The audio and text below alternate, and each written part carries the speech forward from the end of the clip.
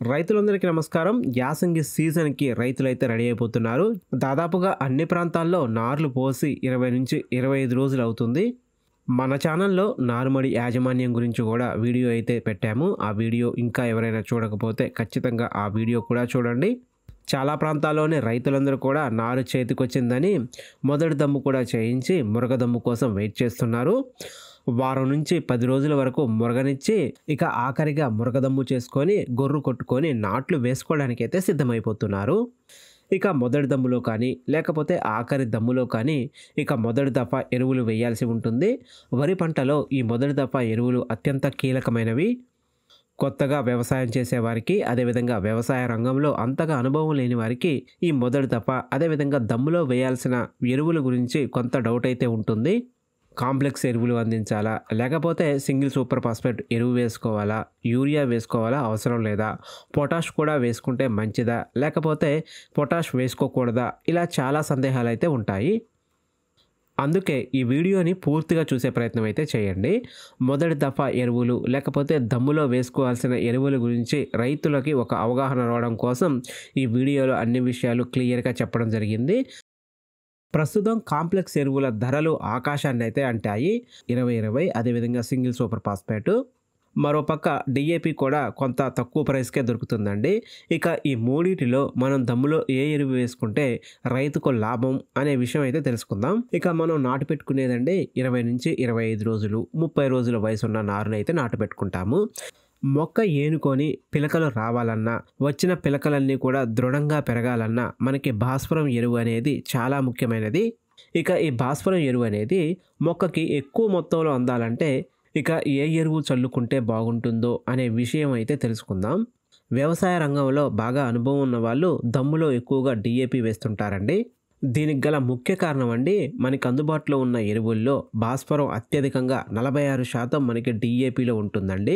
ఇంకా ఈ దశలో అండి కళ్ళు మూసుకొని ఎటువంటి డౌటు లేకుండా భాస్వరం ఎరువు అత్యధికంగా అందించే డిఏపిని మాత్రమే వేసుకోవాలండి. ఇందులో ఎటువంటి డౌటు అయితే లేదు. ప్రస్తుతం మనకి అందుబాటులో ఉన్న ఎరువుల అన్నిట్లో కూడా భాస్వరం ఎరువు అత్యధికంగా అంటే 46% మనకి డిఏపిలో ఉంటుందండి.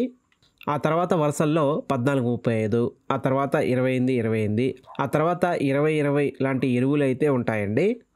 డిఏపి కాకుండా మిగతా ఇప్పుడు చెప్పుకున్న ఎరువులు కూడా చాలా మంచివేనండి. కానీ ఇవి వేసుకుంటేనండి మనం అనుకున్నట్లుగా అత్యధిక మోతాదులో భాస్వరం ఎరువునైతే అందించలేము. ఇప్పుడు మనం అందించుకునే ఈ డిఏపి ఎరువు వరి పంట పూర్తి కాలానికి సరిపోతుందండి. ఇది భూమిలో తటస్థంగా ఉంటుంది. మొక్కకి కావాల్సినప్పుడల్లా అందుతూనే ఉంటుంది. శాస్త్రవేత్తలు కూడా మనకి ఒక కట్టని మాత్రమే సిఫార్సు చేశారు. ఇంకా డిఏపితో పాటు ఖచ్చితంగా యూరియాని అదేవిధంగా పొటాషియం కూడా అందించాలండి. ఇక యూరియా విషయానికి వస్తే 20-25 కేజీలు, అదేవిధంగా పొటాష్ విషయానికి వస్తే 10-15 కేజీలు అందించాలండి. ఈ దశలో ఎక్కువ సంఖ్యలో పిలకలు అభివృద్ధి చెందుతాయి కనుక యూరియా వినియోగం కూడా ఉంటుందండి. పెరుగుదలకు యూరియా అనేది చాలా అవసరం. ఇక మరోపక్క రోగ నిరోధక శక్తి కూడా చాలా అవసరం అండి. మనం పొటాష్ వేసినప్పుడే ఈ వరి మొక్కల యొక్క రోగ నిరోధక శక్తి పెరుగుతుంది.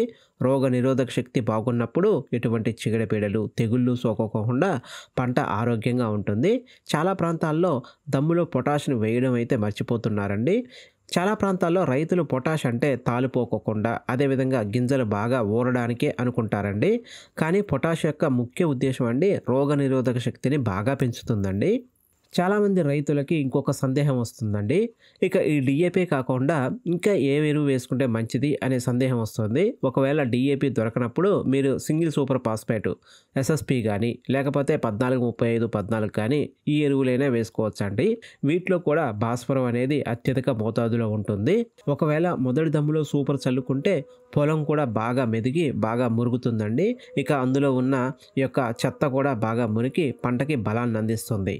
ఇక ఇంతేనండి, సింపుల్. ఈ వీడియోని ఇంత సాగదీయడానికి ముఖ్య ఉద్దేశం ఏ ఎరువులో ఎంత శాతం భాస్వరం ఉంది, ఏ సమయంలో ఏ ఎరువు వేసుకుంటే మంచిది అనేది రైతుకి అవగాహన కల్పించడం కోసమే ఇంత లెంతున్న వీడియోని అయితే తీయడం జరిగిందండి.